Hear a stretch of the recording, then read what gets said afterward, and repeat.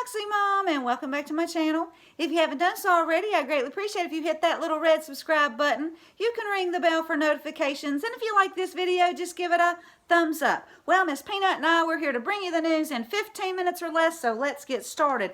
Now, guys, the first story here, it's just very, very sad and tragic, so just prepare yourselves. Now, AP News, they're reporting the third execution happened last Friday in Indiana.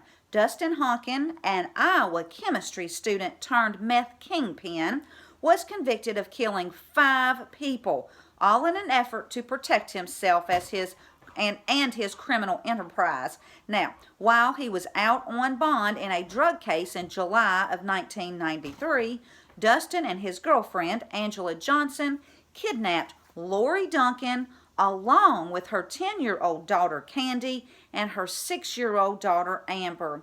Dustin shot the 2 little girls in the back of the head execution style and buried them in a nearby wooded area. Now, the primary target was Lori's boyfriend, Greg Nicholson. Now, Dustin bound and gagged Lori and Greg and then shot them multiple times. Dustin had learned that Greg was cooperating with investigators and was going to testify against him.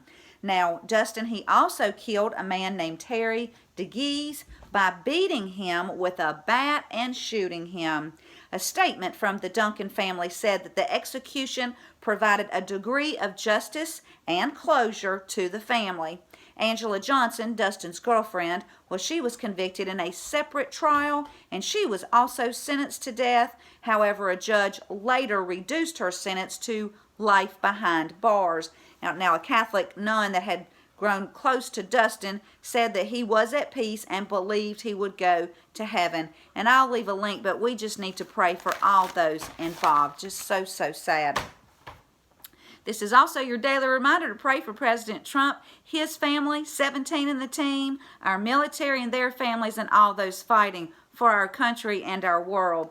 Now, Breitbart, they're reporting that a Hollywood talent agency, ICM Partners, well, they're pushing mail-in voting.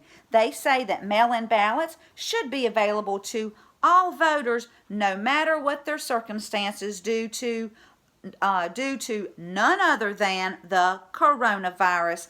And the agency, well, they've enlisted celebrities to create a public service announcement promoting its Vote by Mail initiative.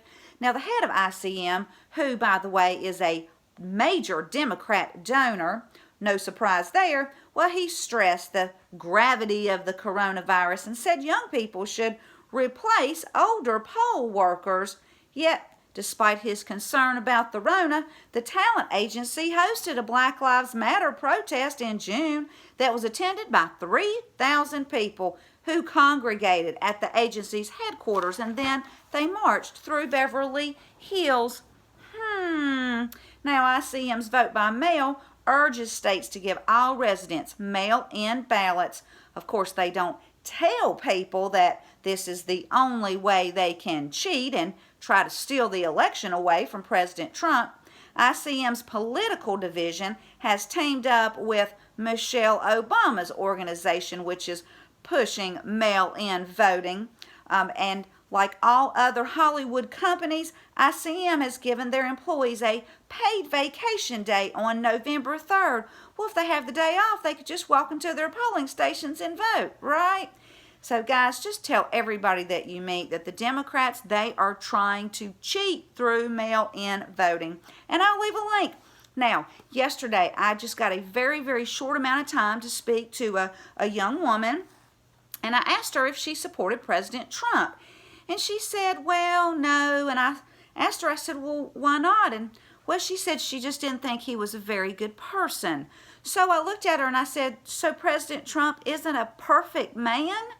And she took a minute to digest that. And, I told her, I said, well, look at all the great things he's done for our country. I said, and then the coronavirus came, and that Chinese virus isn't President Trump's fault.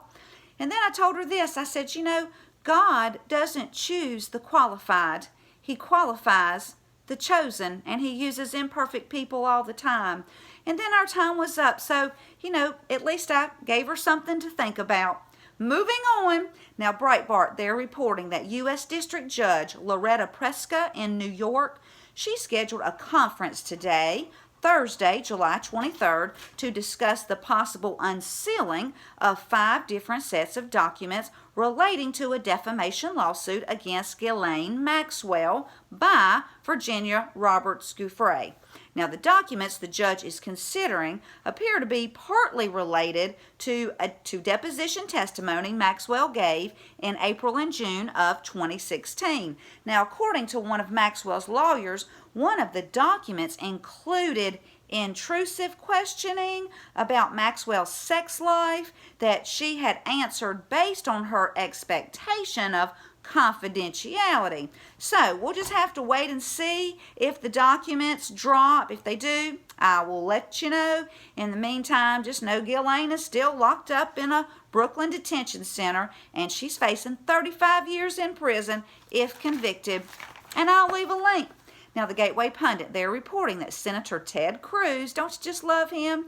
He has introduced the Reclaim Act on Wednesday. This legislation would allow for treble damages, enabling plaintiffs in autonomous zones to recover triple the amount of actual damages caused to his or her property that were sustained as a result of rioting.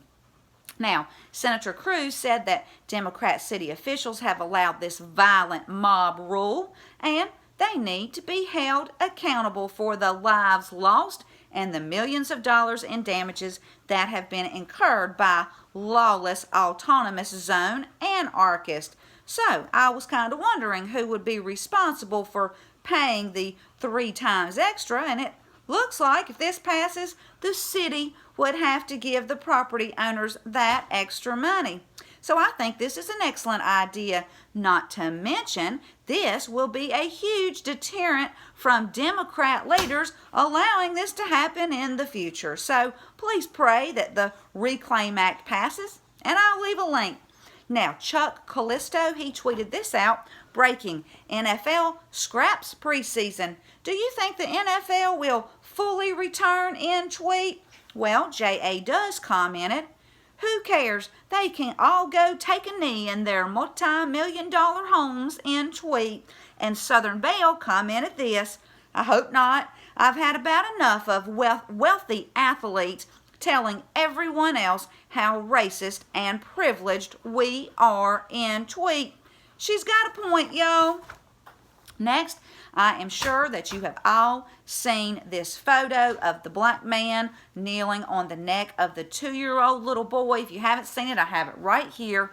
And I want you to take a good look at the expression on that child's face. That poor child is terrified. Guys, this is horrible. Now, the man in the photograph, his name is Isaiah Jackson, and he's kneeling on his girlfriend's child as another person holds the diaper-clad baby's arms behind his little back. This is horrific, and get this, no major media outlets are running this story, not even Fox. The child's paternal grandmother believes this case isn't being covered by the mainstream media because it doesn't make Black Lives Matter look good. And I totally agree. Now, the Clark County Sheriff's Office said that they will be filing charges against all those involved. Remember, someone was standing behind that camera taking that picture. Now, the good news is that Isaiah has been arrested on a probation violation while they decide what to charge him with in relation to the photograph. The Gateway Pundit goes on to say that just like the case with Jessica Whitaker, who was killed by BLM supporters for saying all lives matter during an altercation, the MSM does not want you to know about this case. Stories that make Black Lives Matter look bad are deemed unimportant and insignificant, but they aren't. Good thing we are the news now. And I'll leave a link, and I'm going to leave you with Proverbs chapter 18, verses 1 through 5 that say, an unfriendly person pursues selfish ends, and against all sound judgment starts quarrels. Fools find no pleasure in understanding, but delight in airing their own opinions.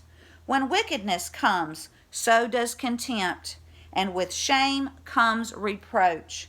The words of the mouth are deep waters, but the foundation of wisdom is a running stream. It is not good to be partial to the wicked, and so deprive the innocent of justice. Well, if you like this video, please give it a thumbs up. Thank you so much for tuning in. Until next time, this is Doxy Mom, and God bless you all.